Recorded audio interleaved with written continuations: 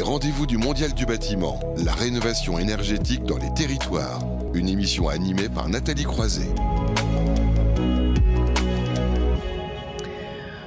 On ne cesse de le dire, on a eu encore un exemple avec le maire de Fourmies, Michaël Hirault. Les territoires ont un rôle central à jouer dans la rénovation énergétique. Nous avons décidé pour cette saison 2 de zoomer sur une rénovation emblématique et d'en parler en détail avec les acteurs engagés. On va parler notamment des défis de la rénovation du bâti ancien puisqu'on va faire un gros plan sur la réhabilitation frugale d'une école à Mulhouse. D'abord manufacture d'indienne avant d'être converti en bureau, en habitation et en atelier. Le bâtiment a été transformé en école en 1871, donc vous voyez les enjeux en termes de bâti ancien. C'est pourquoi on est ravis d'accueillir pour en parler Andrés Litvak. Bonjour. Bonjour. Vous êtes responsable, enchanté, du groupe Bâtiment Construction au CEREMA Sud-Ouest et en charge du développement du centre de ressources CREBA, un centre de réhabilitation bâti ancien. J'en parlais. Quelques mots supplémentaires pour vous présenter. Oui, donc j'ai le plaisir d'animer une équipe ici à Bordeaux qui fait partie du réseau de bâtiments du CEREMA, qui est un établissement public qui travaille sur toutes les problématiques d'ingénierie publique sur l'aménagement des territoires. Et donc, comme vous le disiez, je coordonne un consortium d'une douzaine de partenaires, parmi lesquels Construction 21, qui nous a associés à cette animation, pour œuvrer dans le sens de l'accompagnement des professionnels à la réhabilitation responsable du bâti ancien, sujet de notre atelier. Voilà, donc on va en dire un peu plus évidemment dans un instant et mieux comprendre les enjeux du bâti ancien. Et puis évidemment avec l'architecte de cette rénovation, Pierre Linde, architecte associé cofondateur de Format Urbain. Bonjour, quelques mots pour vous présenter de la même façon. Bonjour, écoutez, donc nous avons créé Format Urbain il y a quelques années, en 2006, et nous travaillons essentiellement effectivement dans le domaine de la réhabilitation. Alors pour la petite histoire, moi quand j'étais l'ordre des architectes, je m'occupais de la formation justement et on a essayé d'écouter tout à l'heure les intervenants sur le thème de la formation et sur le domaine notamment de la réhabilitation thermique. Voilà, donc intervient dans tous les domaines des bâtiments publics, des bâtiments privés. On a une activité assez sur la rénovation et la rénovation thermique en particulier sur de nombreux bâtiments, de logements ou de réusage de friches industrielles, comme ici à Mulhouse, qui est, comme vous le disiez tout à l'heure, qui a une histoire assez importante de domaine industriel et qui donc a un héritage assez important avec des grandes usines comme la SACM, avec le site de la fonderie, DMC, dans lequel on s'est il y a très peu de temps, dans des bâtiments de 1929, et donc cette qui retrace un petit peu l'histoire de Mulhouse, puisque d'une demeure noble transformée en atelier, puis en école, on est arrivé à y travailler et voir comment on allait faire pour mettre ce bâtiment en usage au XXIe siècle. Alors vous allez en parler concrètement dans un instant. Peut-être un mot, Andrés Litvak, puisqu'on a vu un bâtiment de la fin du 19e siècle. On va donner un peu plus de détails dans un instant sur cette rénovation. Mais quels sont les enjeux, selon vous, du bâti ancien ? Oui, en fait, on est sur une équation à résoudre avec plusieurs inconnus. On a le gros sujet, c'est la transition écologique avec la nécessité de réduire l'impact environnemental des bâtiments. Mais là, le bâti ancien a des caractéristiques architecturale et une valeur patrimoniale très importante et donc l'enjeu ici est de traiter à la fois trois composantes. Alors bien évidemment, dans le cadre des politiques de transition écologique, c'est l'impact environnemental et énergétique. Le deuxième, c'est celui de tout en préservant les qualités architecturales du bâti, parce qu'il y a une réelle valeur patrimoniale dans ce bâti. Et le troisième sujet qu'on a tendance à oublier, c'est un sujet qui fait appel à une expertise, une connaissance pointue des bâtiments, c'est l'expertise technique, parce que les bâtiments en question il faut apprendre à les comprendre, à voir comment ils fonctionnent pour éviter des pathologies constructives souvent liées à des problèmes de condensation et de migration d'humidité à l'intérieur de l'enveloppe des bâtiments. Et donc, ils font appel à une réelle expertise technique. Donc, il y a ces trois composantes d'efficacité énergétique et d'impact environnemental, de préservation du patrimoine architectural et de bonne compréhension technique experte des questions liées notamment à l'humidité. Et ça a peut-être été moins le cas, l'humidité, sur cette école-là. Enfin, peut-être tout à l'heure, Pierre Ling pourra rentrer en détail.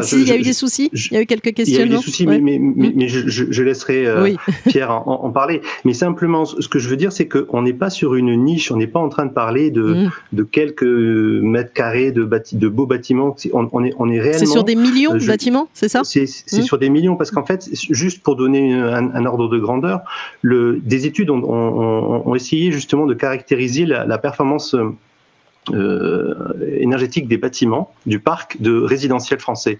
Le parc résidentiel français, il est composé d'environ, je parle en ordre de grandeur, de 30 millions de logements. Donc on n'est pas sur et les études qui ont été faites il y a quelques années ont décomposé en 3 tiers. Donc là, on est en train de parler de 3 tiers de 10 millions de logements.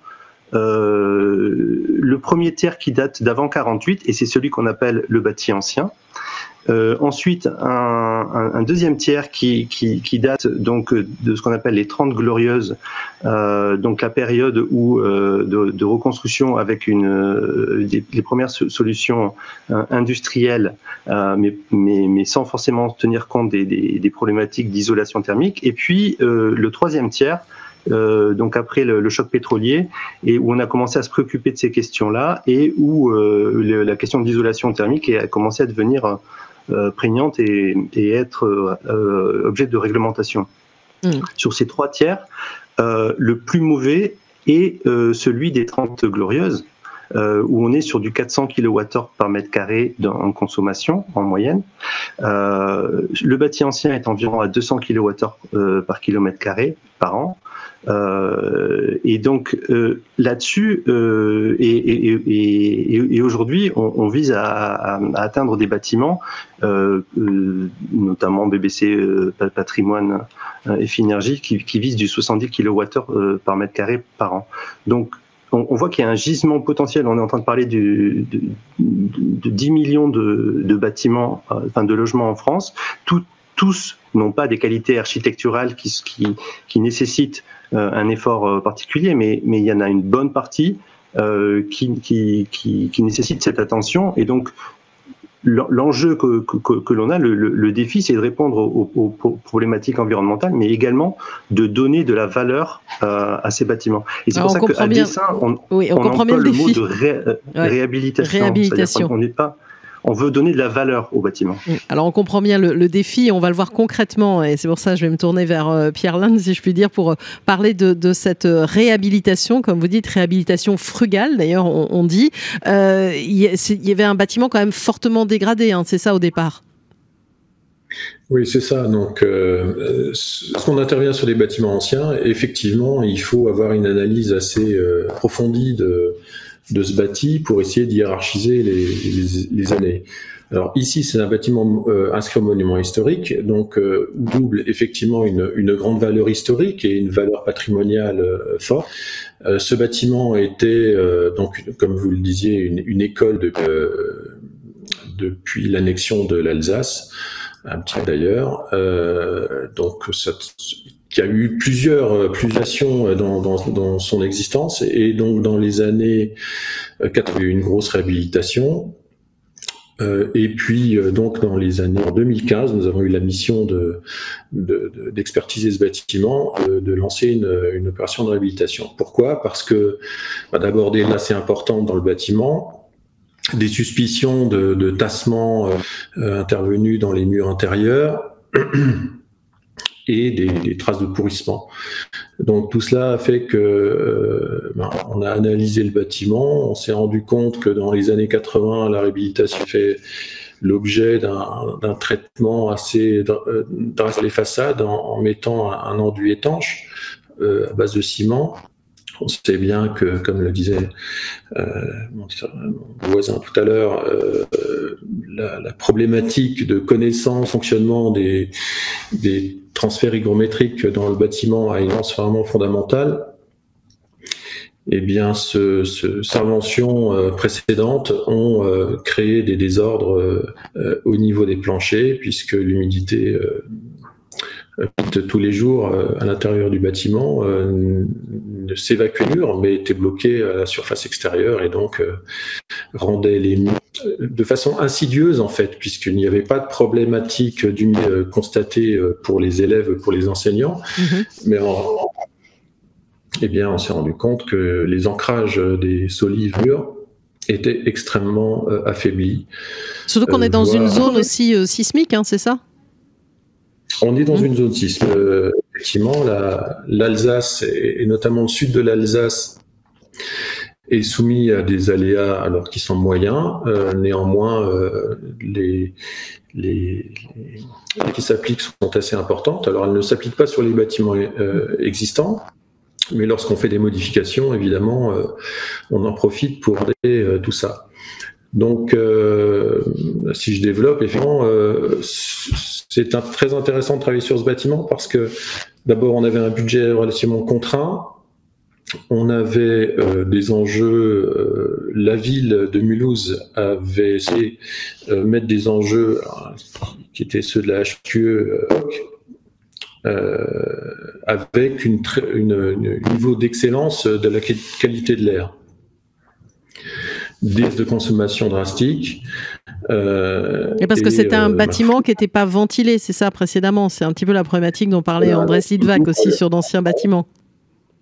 Absolument, comme énormément, même des écoles construites dans les années 70, dans les années 80, on considérait le règlement sanitaire départemental et les règlements affectés spécifiquement aux bâtiments d'enseignants mentionnaient simplement d'ouvrir les fenêtres toutes les heures, ce qui évidemment n'est pas fait en hiver. Donc la production de humidité n'est pas absorbée, la production de CO2 aussi est inclue dans les salles et donc les enfants à partir je pense qu'il faut à peu près 40 minutes pour que l'air ne soit vicié dans une fermée. D'autant que les rénovations qu'il y a dans les années 80-90, en changeant les fenêtres, en tartinant des fenêtres c'est partout, ont étanché un petit peu mieux les bâtiments sans faire de ventilation, des catastrophes insidieuses. Donc voilà. Donc il y a eu cette problématique de traiter, pour comprendre un petit peu les solutions, on a bien vu le bâtiment, hein, vous l'avez commencé à en parler, de traiter l'humidité, de consolider la structure, aussi d'isoler efficacement, c'est ça, pour mieux comprendre les travaux qui ont été réalisés sur cette réhabilitation. Tout à fait. Donc sur la structure, on s'est rendu compte que le bâtiment s'était affaissé dans les parties centrales de plus de 10 cm, donc le plancher avait été incliné, ils avaient été réparés dans les années, et donc la décision a été prise de renforcer la structure des micropieux sous les fondations pour stopper la descente du bâtiment. Après moult réflexions, nous avons décidé de remplacer les planchers bois par des planchers poutres égourdis. Alors c'est un petit peu un crève-cœur parce que ces grandes solives de 10 mètres de large, d'épicéa poussés à la fin du XVIe siècle, du XVIIe siècle, pardon, c'était quand même un crève-cœur de les enlever, mais elle n'a de tenue dans les murs. Donc par ailleurs, donc, le remplacement de ces planchers permet de stabiliser le bâtiment et de le rendre sismique. En tout cas, le MIB, le bureau d'études structure concept de Mulhouse a les calculs de simulation pour que le bâtiment soit stabilisé au risque sismique, ce qui n'est pas simple dans les bâtiments existants. Ensuite, dans notre bureau d'études IBO, à regarder tous les phénomènes de migration de l'humidité, de sélection des isolants.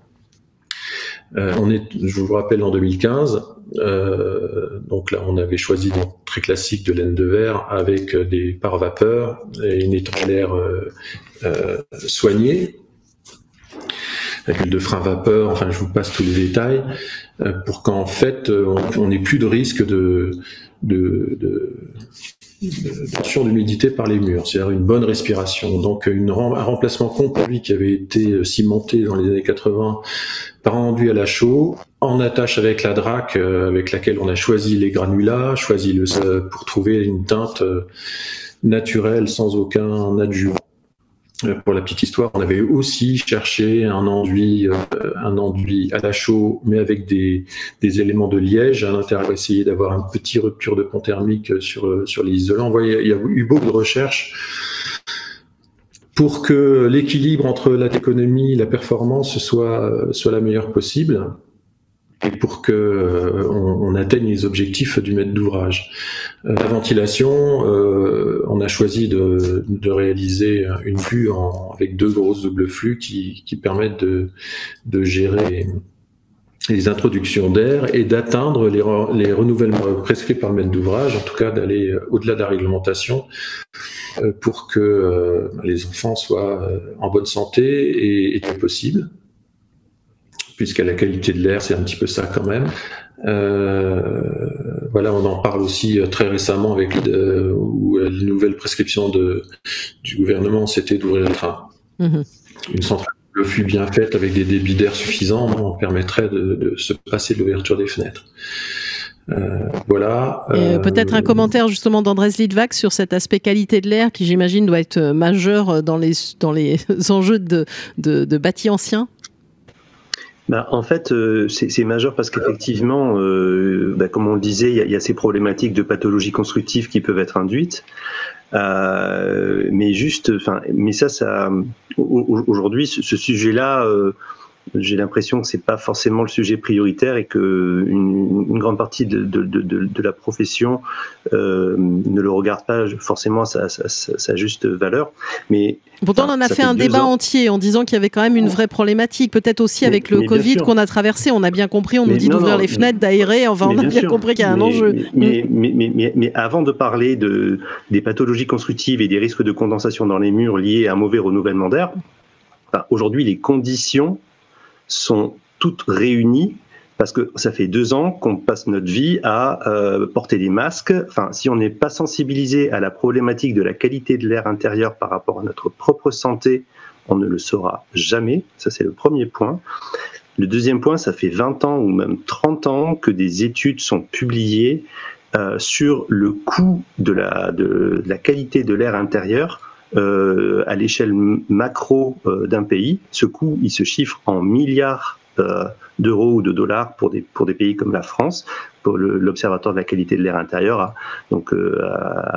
annoncé un coût de 19,5 milliards par an pour un pays comme la France. Il y a des études au niveau des pays scandinaves, au niveau de l'Amérique du Nord qui chiffrent, qui arrivent à des conclusions similaires où on est en ordre de grandeur des dizaines de milliards d'euros, de dollars que coûte à la société le mauvais traitement de la qualité, la non-gestion de la qualité de l'air intérieur. Donc aujourd'hui, je dirais, avant de parler de ce risque de pathologie, je parlerai du risque sanitaire et pour les occupants et je dirais, pour moi, la seule manière le premier levier, c'est d'aborder la question en coût global.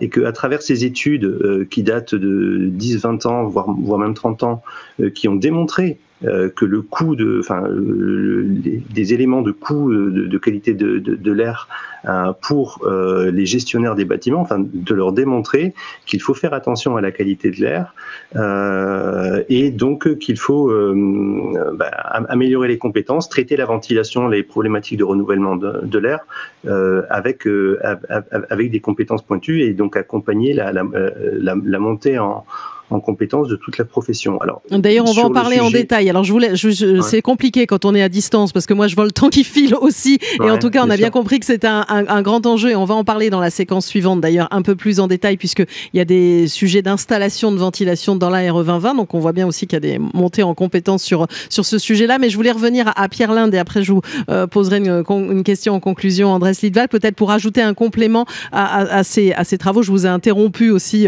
pour passer le relais à Andrés Lidval sur le sujet de la qualité de l'air dont vous étiez en train de parler. Oui, sur la qualité de l'air, ça a été effectivement un enjeu important. Je pense qu'il a réussi. Les enseignants sont très satisfaits dans la mesure où l'introduction de l'air est très silencieuse.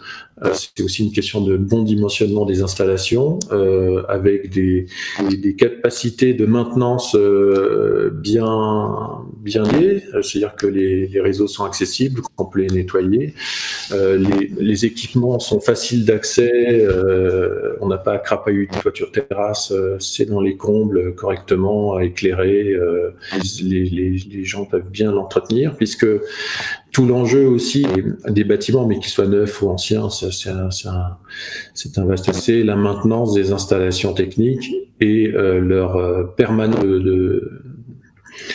de performance qui est toujours à contrôler.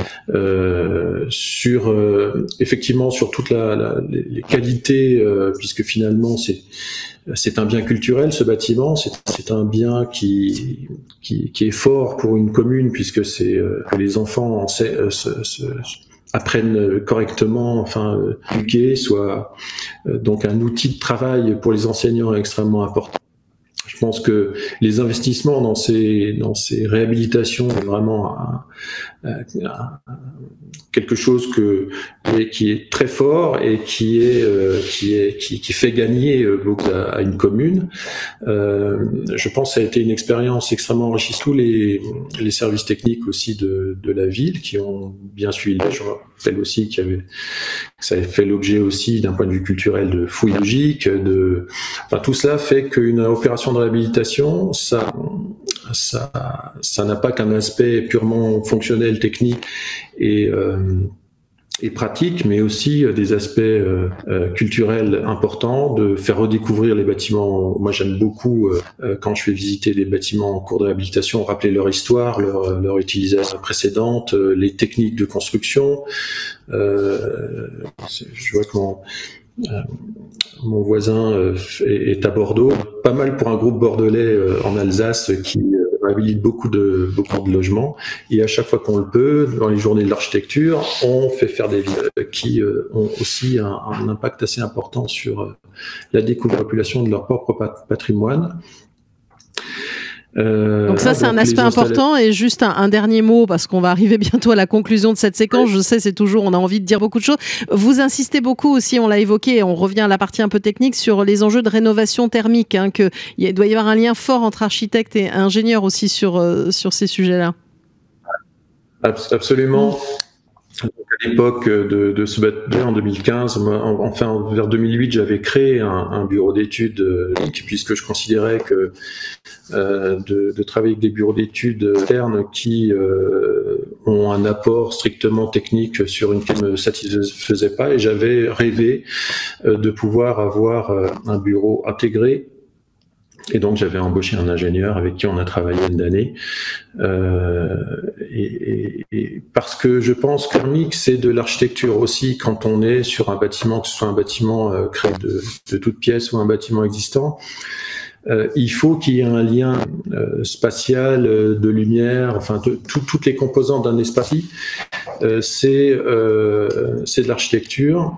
Et la thermique, qu'elle soit bioclimatique ou il faut qu'elle ait une intégration architecturale. Et donc, il faut que le travail entre architecte et technicien ingénieur, ce soit vraiment un travail très très lié, très transversal et très d'une grande d'échange continu qui permet de bien comprendre les bâtiments et de d'éviter de réaliser des contresens, notamment dans les bâtiments anciens.